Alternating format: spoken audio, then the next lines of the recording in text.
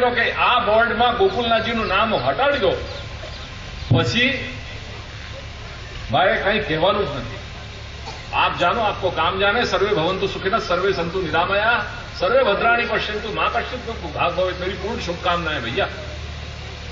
ईश्वर तुमको सुखी रखे, पर ये नाम हटा दो बस. तकलीफ यही है कि ये नाम के साथ अन्याय क्यों?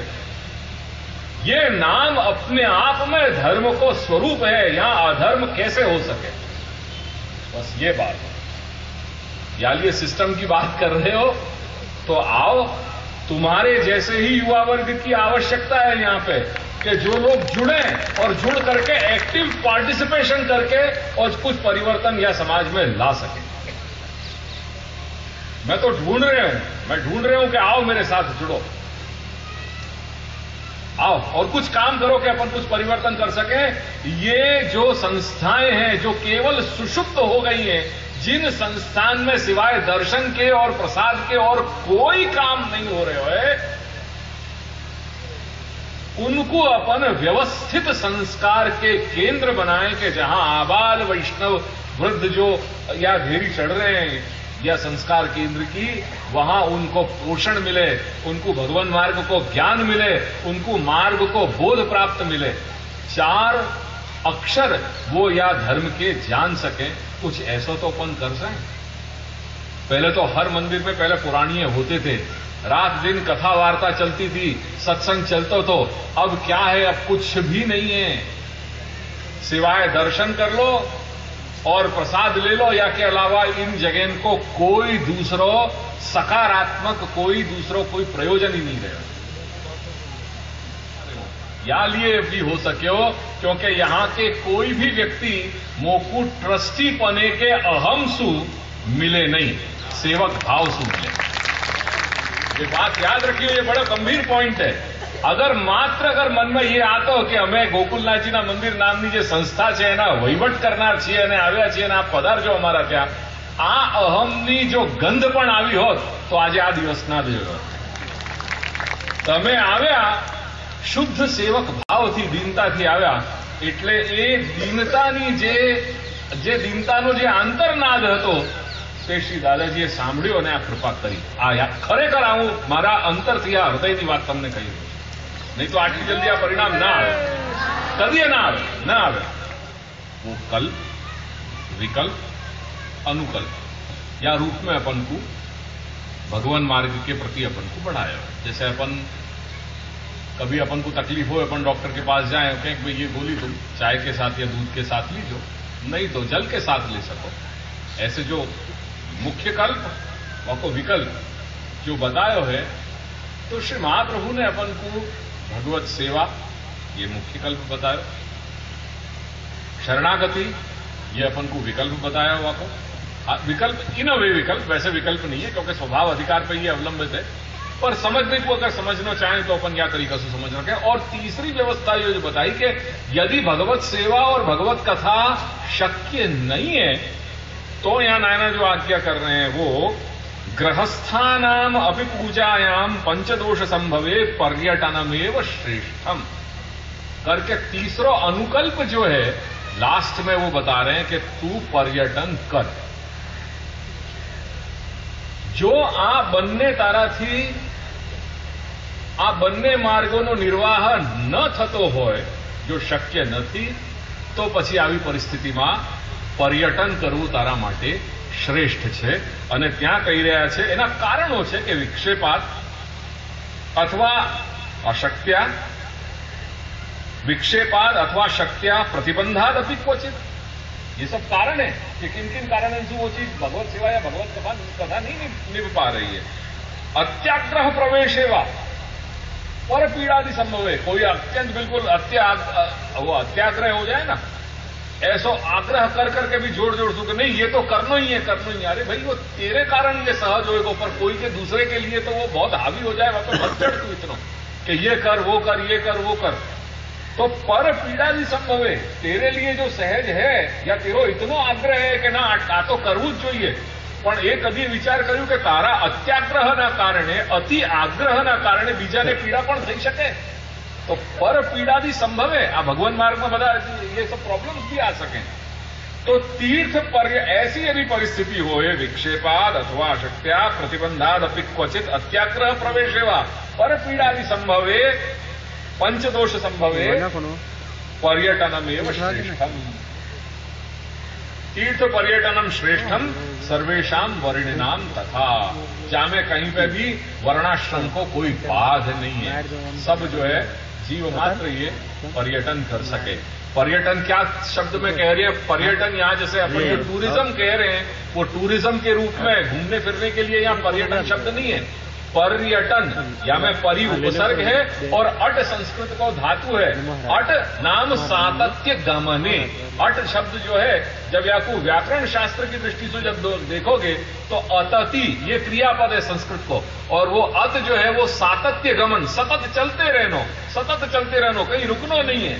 तो वह अर्थ में यहां पर्यटन चारों तरफ, परिणाम परितः और अट नाम सातत्य गमन है, तो चारों तरफ भटकनो, वह अर्थ में यहां पर्यटन है। कोई ऑर्गेनाइज्ड नहीं है कि आज अपन जो है यहाँ पे अपन वृंदावन गए, दूसरे दिन अपन लोवन जा रहे हैं, तीसरे दिन अपन घेबरवन जा रहे हैं, वहां 4 दिन को मुकाम करेंगे, फिर अपन जतीपुरा जाएंगे, वहां पे अपन जो है वो 6 दिन को मुकाम करेंगे, फिर अपन गोकुल आएंगे।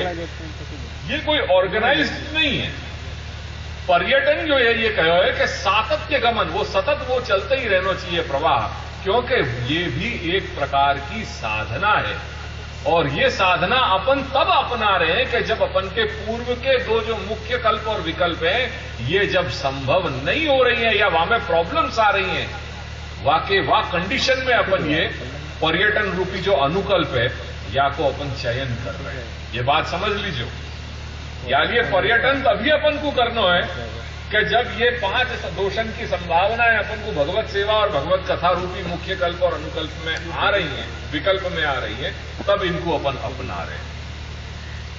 यानी तीर्थ पर्यटन श्रेष्ठ है के तत्र पूजा त्यक्तव्या।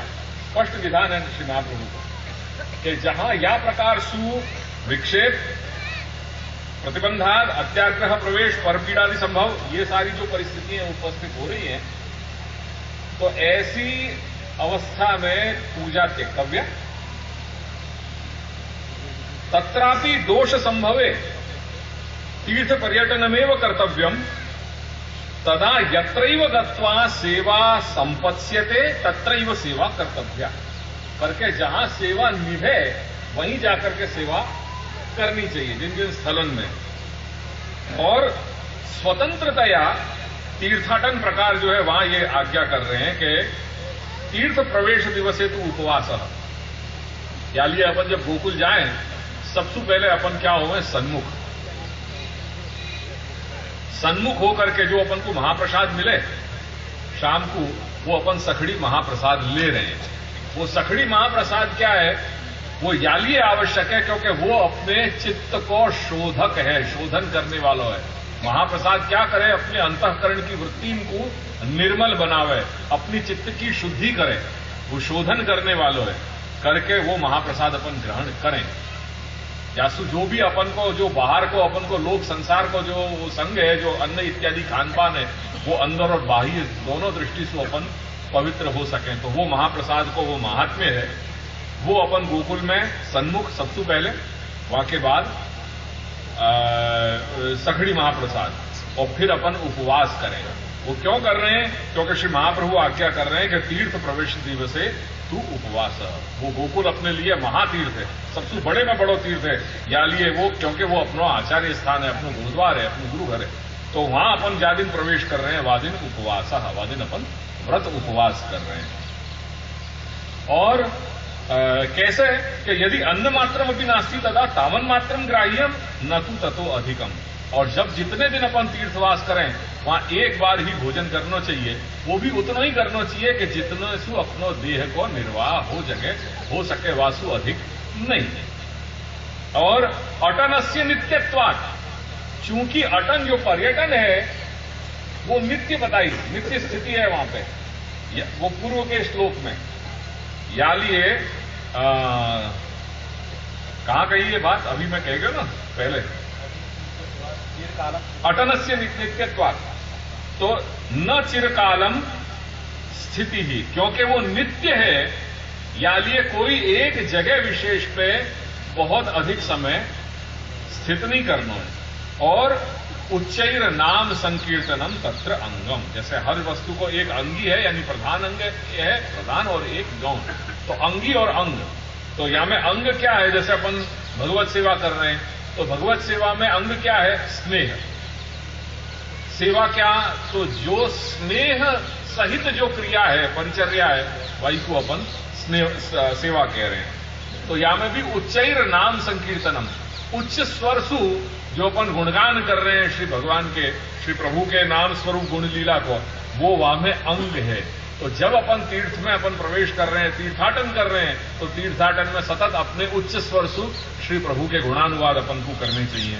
और वाके साथ साथ अंतर भगवत स्मरणंच, और अंतःकरण में सतत भगवान को स्मरण चलना चाहिए।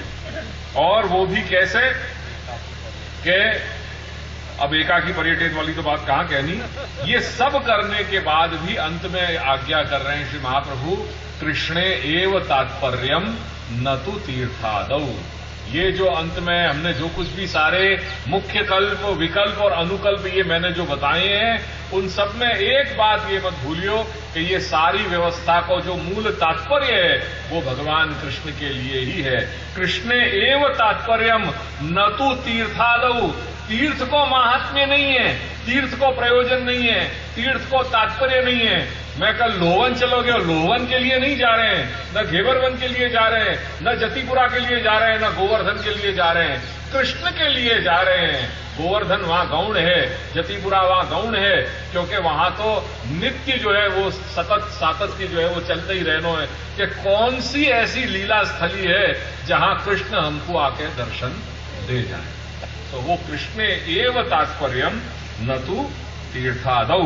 और अंत में कहिए देह पातन पर्यंतंच पर्यटनम, वो पर्यटन तुमको तब तक करते रहना है कि तुम्हारा देह वहां पे लय प्राप्त कर जाए। हेडो देह पातन पर्यंतम पर्यटन, पाछो आवानी बात करवानी नहीं। चलो नक्की करिए, व्रज यात्रा उपाड़िए।